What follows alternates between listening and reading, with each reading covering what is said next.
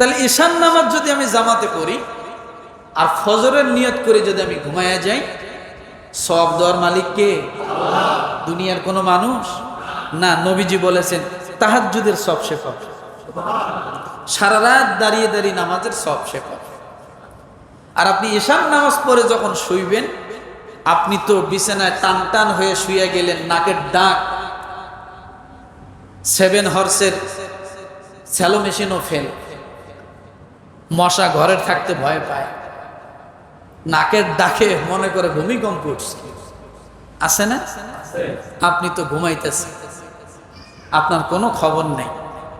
আর ফেরেশতারা এসে আপনার ওই শিওরের মাথার পাশে এসে দাঁড়িয়ে দাঁড়িয়ে আপনি যতগুলো নিঃশ্বাস নিতেছেন প্রতিটা নিঃশ্বাসের বিনিময়ে তারা সওয়াব লিখতে আছে। কখন লিখবে? যখন আপনি এশার নামাজটা জামাতের সাথে পড়ে শুইবেন। আল্লাহর কি কাম, রাতের বেলা ঘুম পাড়া বাদ দিয়ে এখনই অনেকে ঘুম শুরু করে দিছে, ঘুমায়, চিন্তা করছে রাতে আর ঘুমামো কি, তাইলে এখনই ঘুমাই, নামাজ পড়তে আইছে। এরকম সুবহানাল্লাহ জোরে কর না। ঘুমায় কেমনে? আপনার পাশের জন ঘুমায় কেমনে? সাহস কত? তাহলে আমল যেটাই করবো 1 নম্বরে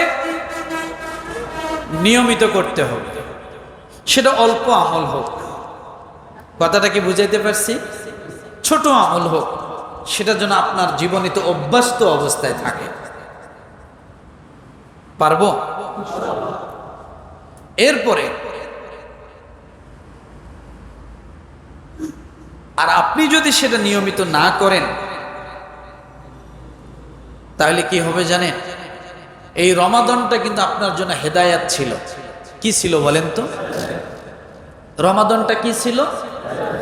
ওয়ালিতুকমিলুল ইদ্দাতা ওয়ালিতুকাব্বিরুল্লাহা আলা মা হাদাকুম ওয়া লাআল্লাকুম তাশকুরুন।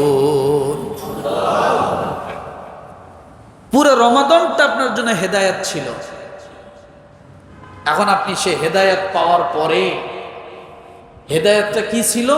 রোজা রাখতে পারা মানে আপনি হেদায়াত প্রাপ্ত। রোজা রাখতে পারা মানে আপনি হেদায়াত প্রাপ্ত। তারাবি নামাজ পড়তে পারা মানে আপনি হেদায়াত প্রাপ্ত। প্রমাণ করেন। এরপরে আপনি নিয়মিত সুন্দরভাবে চাহারি খেতে পারা মানে আপনি হেদায়াত প্রাপ্ত।